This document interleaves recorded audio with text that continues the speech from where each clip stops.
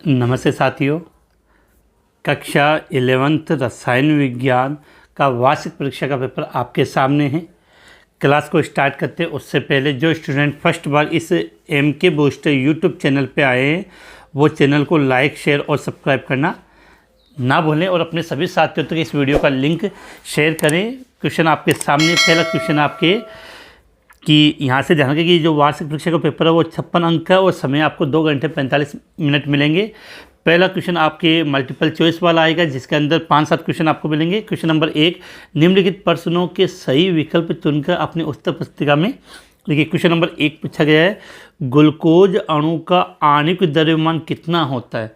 तो देखो इसको ज्ञात करने का तरीका होता है, ग्लूकोज का फॉर्मूला क्या होता है C6H12O6। ठीक है।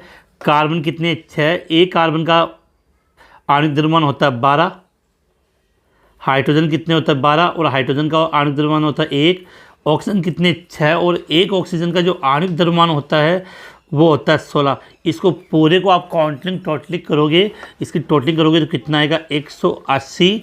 तो ग्लूकोज अणु का जो आणविक द्रव्यमान होता है वो कितना होता है 180 हो जाएगा।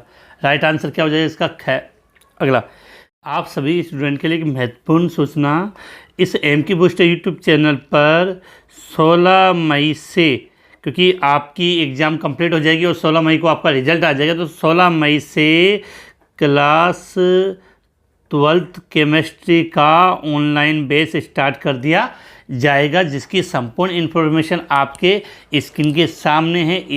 इस ऑनलाइन बैच को ज्वाइन करने के लिए आप अपना नाम, अपनी स्कूल का नाम और अपना डिस्ट्रिक्ट अर्थात ज़िले का नाम जो साइड में मोबाइल नंबर लिखे हुए हैं 9079242041 पर मुझे मैसेज कर दे जिससे आपको व्हाट्सएप ग्रुप में ऐड किया जा सके। और 16 मई से ये आपकी केमिस्ट्री क्लास 12th की ऑनलाइन क्लास स्टार्ट हो जाएगी जिसके अंदर आपको कंप्लीट केमिस्ट्री का सिलेबस कंप्लीट करवाया जाएगा। इसके अलावा प्रत्येक चैप्टर के नोट्स अवेलेबल करवाए जाएंगे। मोस्ट इंपॉर्टेंट क्वेश्चन मतलब पूरा एक कॉम्बो पैक होगा जो क्लास 12 से रिलेटेड हर मैटर आपको यहाँ पे मिल जाएगा। अब चलते हैं अपने क्वेश्चन पे। द बोगली सूत्र क्या है, इस पर टिक लिखे उस पर मत जाना, किसी स्टूडेंट ने पेपर सेंड किया था। तो द बोगली सूत्र क्या है, देखो ये सूत्र होता है लैम्डा बराबर H/mb और mb क्या होता है द्रव्यमान इंटू वेग, जिसको आप चाहे तो सूत्र लैम्डा बराबर H/p। H के स्थिरांक तो इसको उठाओगे तो H समानुपाती 1/p। ये आपने संबंध पढ़ा होगा दे बोगली समीकरण में। तो इसका जो राइट आंसर है वो आपका क्या हो जाएगा लैम्डा बराबर H/mb। इसके बाद क्वेश्चन नंबर 3 की तरफ हम आगे चलते हैं। निम्न में से किसकी कोई इकाई नहीं होती है, आयनन एंथैल्पी, इलेक्ट्रोलब्धि एंथैल्पी, उत्तेजन ऊर्जा। तो ये सभी प्रकार की एनर्जी है तो इनकी इकाई होती है, लेकिन विद्युत ऋणात्मकता या विद्युत ऋणता जो आप बोलते हो इसकी कोई इकाई नहीं होती है।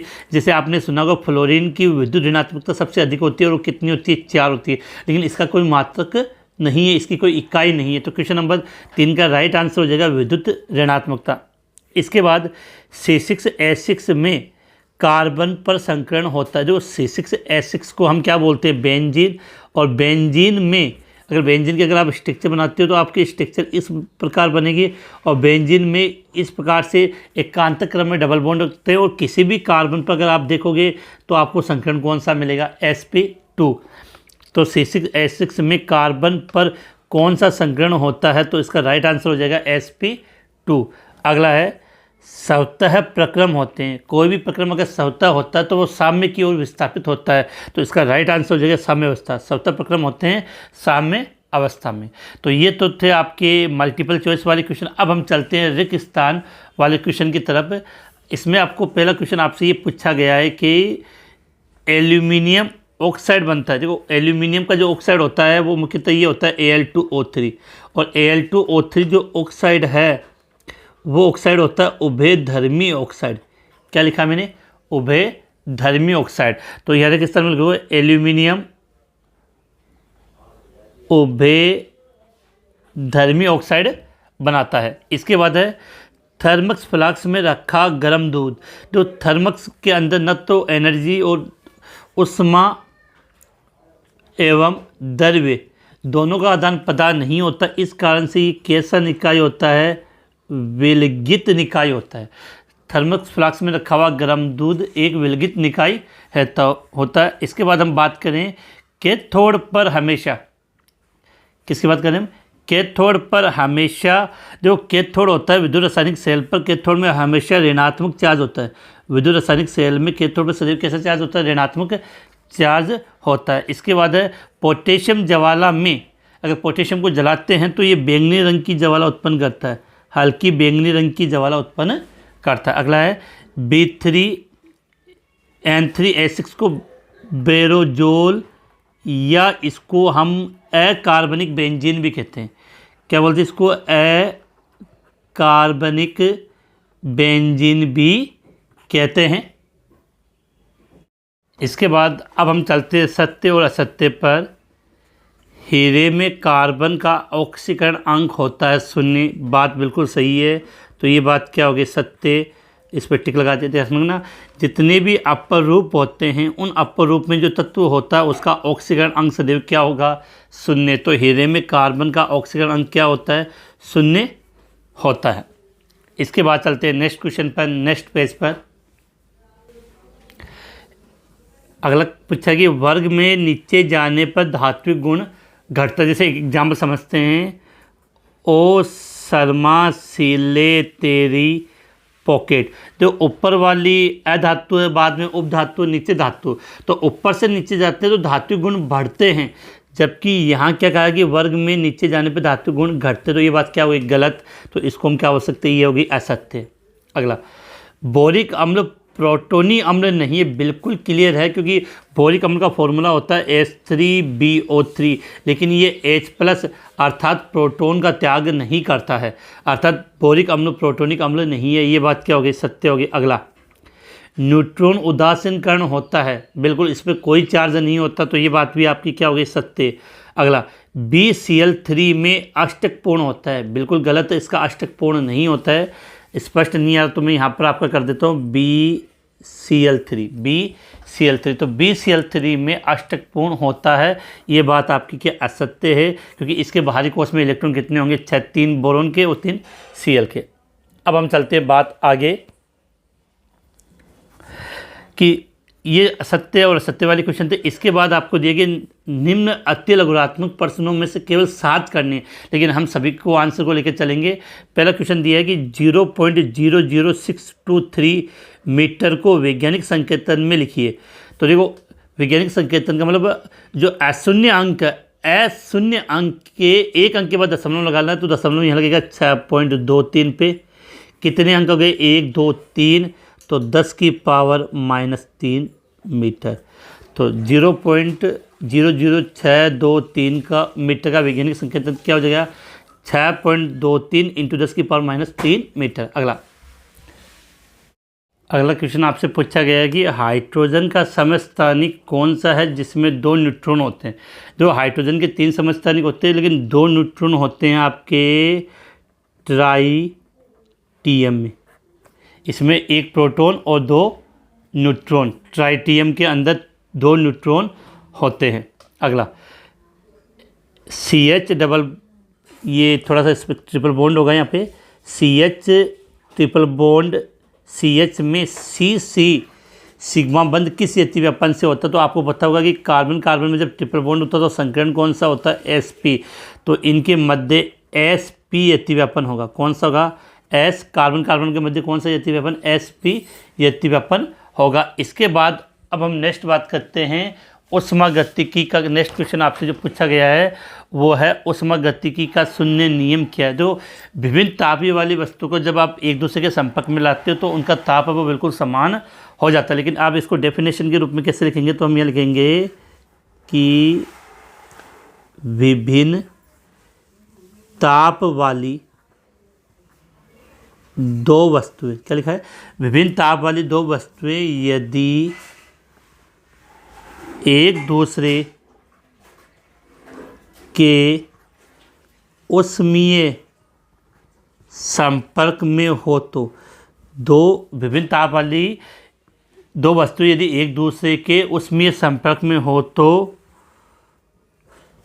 समान ताप प्राप्त करने की चेष्टा करते हैं, कोशिश करते हैं। ये ऊष्मागतिकी का अगर यहाँ नहीं है तो यह लिख दूँ, विभिन्न ताप वाली वस्तु यदि एक दूसरे के उसमें साम्य में हो तो वो समान ताप प्राप्त करने की चेष्टा करते। इसके बाद अगला है K3FeCN6 में Fe का ऑक्सीकरण अंक ज्ञात करना। तो इस कंपाउंड को हम यहाँ लिख लेते हैं, क्या लिख रहा है, K3FeCN6। देखो पोटेशियम कितने, 3, पोटेशियम का होता है +1, किसका ऑक्सीजन ज्ञात करना, Fe का, जिसको क्या मान लिया X। Cn कितने, 6, एक Cn का होता है -1 = 0। तो प्लस के 3 और माइनस के 6 कितने बच गए, माइनस के 3, तो x - 3 = 0। तो x बराबर कितना आ गया, +3।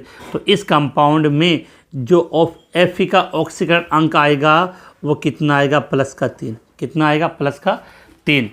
अब धातु अमोनिया विलयन के विद्युत का सुचालक क्यों करते हैं, क्योंकि इनमें मुक्त इलेक्ट्रॉन उपस्थित होता है। इसमें क्या होता है, धातु अमोनिया में क्या होता है, धातु होता है वो अपना एक इलेक्ट्रॉन त्याग देता है और वो त्याग कर अमोनीकृत इलेक्ट्रॉन बना लेता है, जिसके कारण इनका विलयन होता है वो विद्युत का क्या होता है, सुचालक होता है। इसके बाद अगला क्वेश्चन पूछा गया आपको कि प्रोड्यूसर गैस किसे कहते हैं।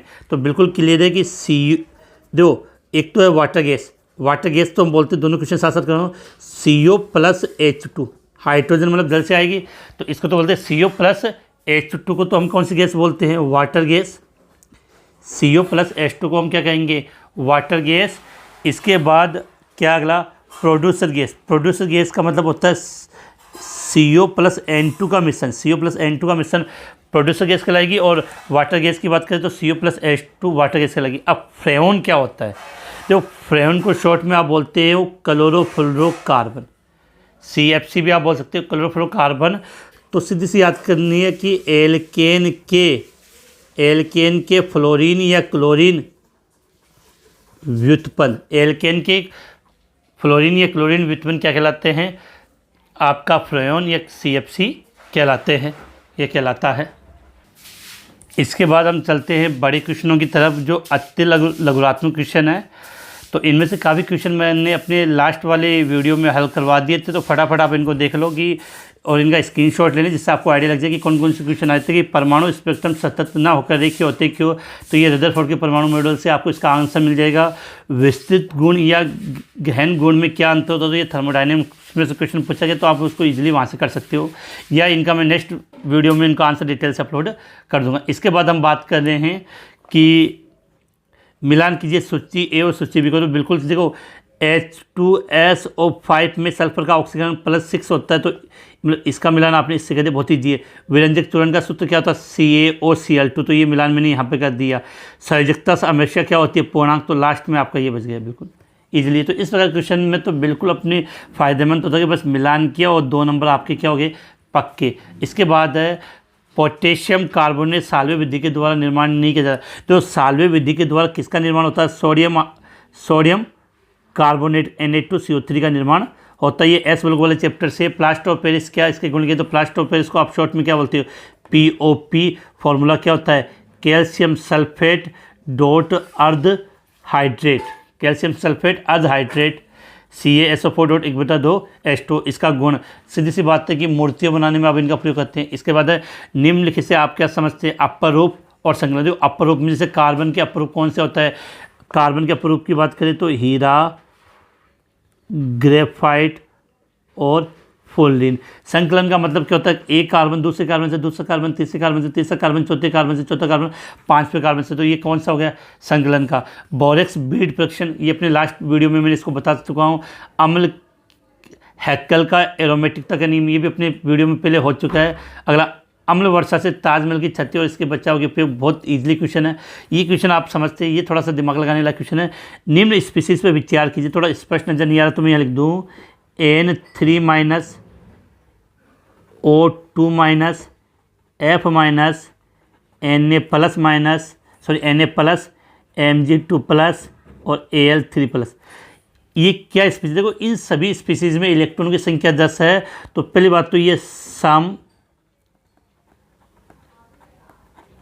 इलेक्ट्रॉनिक स्पीसीज हो गए, क्या हो गए, सम इलेक्ट्रॉनिक स्पीसीज हो गए।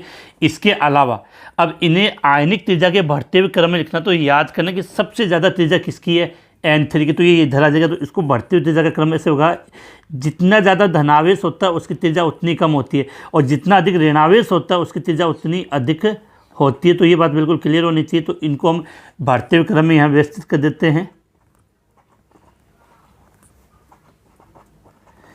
तो उम्मीद है कि ये क्वेश्चन आपका इजीली आप कर पाओगे, समझ पाएंगे, क्योंकि ऐसे क्वेश्चन बुक में एज इट इज़ आपको नहीं मिलते। बाकी क्वेश्चन आपको बुक में एज इट इज़ मिल जाते, इसलिए आप उनको इजीली कर सकते हो। इसके बाद हम चलते हैं नेक्स्ट क्वेश्चन की तरफ। नेक्स्ट क्वेश्चन आपके सामने आ चुका है और आप इजीली कर लोगे। फॉर्मूला वाइज क्या था, CO गंभीर वायु प्रदूषक। अब पूछा अगला दीर्घ उत्तरात्मक या निबंधात्मक क्वेश्चन, एथेन का सौर प्रक्षेपण सूत्र। ये भी मैंने अपने लास्ट वीडियो में इसको कंप्लीटली हल करवा दिया था। हाँ, ये क्वेश्चन मैं ले लेता हूँ जो आपको रियल आंसर नहीं मिले। CS, ये क्या लिखा हुआ है, CH3 CH double bond C CH3 2। इसके स्ट्रक्चर में यहाँ बना देता हूँ जिससे आप इजीली समझ पाओ। CH3 CH double bond CH CH3 CH3। अब देखो इधर से काउंटिंग करेंगे तो 1 2 मिलेगा, इधर से भी 1 2, तो 1 2 3 4 दो नंबर हो गए। तो 2 मेथिल, क्या लिख दिया, 2 मेथिल, कितने कार्बन है, 4, 4 का मतलब but, double bond open, 2 methyl butyne. तो इसका IPS नाम क्या हो जाएगा, 2 मेथिल ब्यूटुइन। इसके बाद ये कंपाउंड दिया है, देखो डबल बॉन्ड यहाँ से स्टार्ट हो रहा है तो काउंटिंग इधर से हो जाएगी 1 2 3 4 5। डबल बॉन्ड 1 नंबर पे और 3 नंबर पे, ये बात बिल्कुल क्लियर होनी चाहिए। तो 5 कार्बन को आपने क्या नाम दिया, पेंट, फिर डबल बॉन्ड 1 नंबर पे और 3 नंबर पे। डबल बॉन्ड कितने, 2 का मतलब डाई और इन जोड़ देंगे तो इसमें हो जाएगा डाइन। तो पेंट 1 3 डाइन। इसके बाद इसके इसके एटॉमिक क्वेश्चन दिया, गैलोसे का गैसीय आयतन का नियम उदाहरण से समझाइए। प्रोक्साइड की उपस्थिति में प्रोपेन की HBr के साथ क्रियाविधि समझाइए। आप सभी को एक विशेष बात कहना चाहूँगा, इसके बाद वाले क्वेश्चन आप आपके स्क्रीन पे नज़र आ रहे होंगे, आप इनका स्क्रीनशॉट ले लें। मैंने वार्षिक परीक्षा स्टार्ट होने से पहले एक मोस्ट इम्पोर्टेंट, वार्षिक परीक्षा के लिए मोस्ट इम्पोर्टेंट क्वेश्चन कौन से हैं, अगर आप उनको जाकर चेक करोगे तो आपको आइडिया लग जाएगा। ये जो बड़े वाले क्वेश्चन हैं, जितने भी बड़े वाले क्वेश्चन हैं 2 नंबर के, एक नंबर के, वो सभी उसमें से पूछे गए। इसके बाद यहाँ सिग्मा व पाई बंध में अंतर स्पष्ट कीजिए। आणविक कक्षीय सिद्धांत के तहत BE अणु का अस्तित्व क्यों नहीं होता, क्योंकि इसका जो बंद क्रम है वो कितना आता है, 0 आता है। हाइड्रोजन बंध की परिभाषित कीजिए। और वान डेर वाल्स बलों की अपेक्षा प्रबल है, ये दुर्बल। क्षारीय मृदा धातु के सामान्य लक्षण, ये आप कर लोगे, कोई परेशानी नहीं है। बम कैलोरीमीटर के लिए काफ़ी बार हमने इसके बारे में बात कर चुके हैं। हेस का नियम काफ़ी बार रिपीट हो चुका है।